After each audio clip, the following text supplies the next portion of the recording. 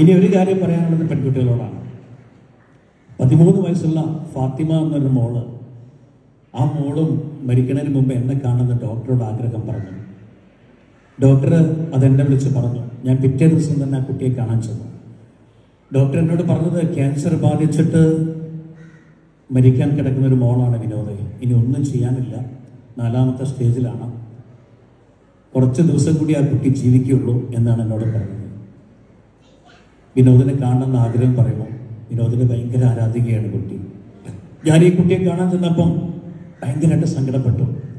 കുട്ടി എന്ന് പറയാനില്ല, ഒരു കോലം കട്ടലിങ്ങനെ കിടക്കുകയാണ്, ഒരു മെലിഞ്ഞ കോലം. ഒരു തല മാത്രമുണ്ട്, തലയിൽ ഒരു തരി മുടിയില്ല, എല്ലാം കീമോ ചെയ്ത് പോയിട്ടിരിക്കുകയാണ്. ഞാൻ ആ കുട്ടിയുടെ കൂടെ ബെഡിൽ പോയിരുന്നപ്പം ആ കുട്ടി സന്തോഷം കൊണ്ട് എഴുന്നേക്കാൻ നോക്കണം. അവൾക്ക് സ്വന്തമായിട്ട് എഴുന്നേക്കാൻ പറ്റില്ല. എണീക്കാൻ ശ്രമം നടത്തുകയാണ്.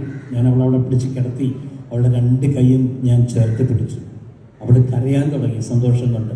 ചുറ്റും ഡോക്ടറും നഴ്സുമാരും അവളുടെ ഉമ്മയും ഉപ്പയൊക്കെ ഉണ്ട്. ഡോക്ടർ ചോദിച്ചു, സന്തോഷമായോ, നിന്റെ മൂസക്കയ്യ വന്നിരിക്കണമെന്ന് പറഞ്ഞപ്പോൾ അവള് സന്തോഷമായി. എനിക്ക് മയ്യത്താനും വേണ്ടിയില്ല ഡോക്ടറെ എന്ന് പറഞ്ഞ ആ കുട്ടി. അപ്പം ഞാൻ ആ കുട്ടിയുടെ വായ പൊത്തി. മയ്യത്താവും അവളെ രക്ഷപ്പെടുത്താൻ വൈദ്യശാസ്ത്രത്തിന് സാധിക്കില്ല എന്ന് വിധി എഴുതിയതാണ്. അങ്ങനത്തെ ഒരു മോളാണ്. ഭയങ്കര സങ്കടം തോന്നി.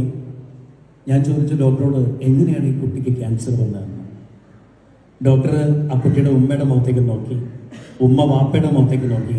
എല്ലാവരും പരസ്പരം നോക്കി, ആർക്കൊന്നും പറയാൻ പറ്റുന്നില്ല. അപ്പം ആ കുട്ടി എൻ്റെ കൈ പിടിച്ചിട്ട് പറയാ, മൂസക്കയ്യെ, ഞാൻ പറയാം എനിക്ക് എങ്ങനെയാണ് ക്യാൻസർ വന്നതെന്ന്. എന്നിട്ട് ആ കുട്ടി എന്നോടൊരു കഥ പറയുകയാണ്. ഞാൻ കരഞ്ഞു പോയൊരു കഥയാണ്. 4ാം ക്ലാസ് പഠിക്കുമ്പോൾ ഈ കുട്ടിയുടെ തൊടയിടുക്കിൽ ഒരു കുരു വന്നത്രേ, ഒരു ചെറിയ കുരു. കുട്ടി അത് ആരോടും പറഞ്ഞില്ല.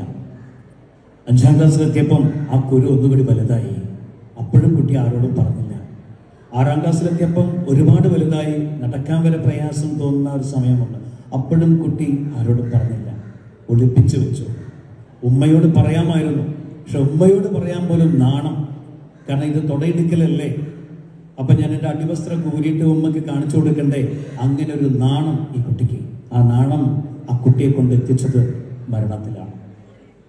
8ാം ക്ലാസ്സിലെത്തിയപ്പം ഈ കുരു പൊട്ടിയിട്ട് അതിൽ നിന്ന് ചോരയും ചലവും ഒഴുകാൻ തുടങ്ങിയ സമയത്ത് ഇനി പറഞ്ഞാതിരുന്നാൽ അബദ്ധമാവും എന്ന സമയത്താണ് ഈ കുട്ടി ഉമ്മയോട് പറയുന്നത്, ഉമ്മ എനിക്ക് ചെറിയൊരു പ്രശ്നമുണ്ട് ഉമ്മ, നിങ്ങളൊന്നും കൊണ്ട് വരിയെന്ന് പറഞ്ഞാൽ അകത്ത് കൊണ്ടുപോയിട്ട് ഈ കുട്ടി ഇത് കാണിച്ചു കൊടുത്തു. ഈ കാണിച്ചു കൊടുത്ത ഉടനെ ഈ ഉമ്മ തല കറങ്ങി വീഴുകയാണ് ഉണ്ടായത്. ഉമ്മ തല കറങ്ങി വീണു. കുട്ടി ഉറക്കെ കരഞ്ഞു. അടുത്ത വീട്ടിലെ ആളുകളൊക്കെ ഓടി വന്നു. ആർക്കും ഒന്നും മനസ്സിലാവുന്നില്ല. കുട്ടി വരുന്നു, ഉമ്മ തലകറങ്ങി വീഴുന്നു. ഉമ്മ എന്തിനാ തലകറങ്ങി വീണെന്ന് അറിയുന്നില്ല.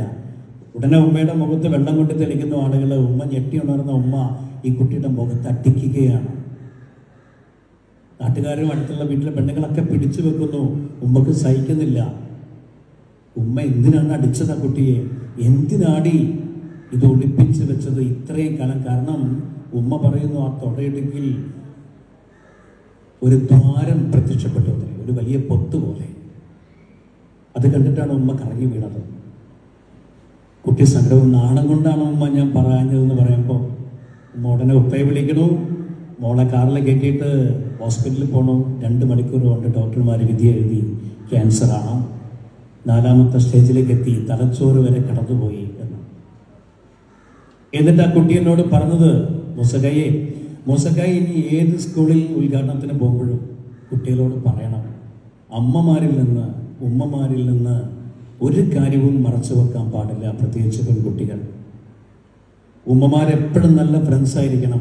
അവരോട് എന്തും പറയാനുള്ള ധൈര്യം ഉണ്ടാവണം മക്കൾക്ക്. അപ്പം നിങ്ങൾക്ക് ദുരന്തങ്ങളൊന്നും സംഭവിക്കില്ല. ഫാത്തിമ എന്നോട് പറഞ്ഞതാണ് ഈ വാക്കുകൾ.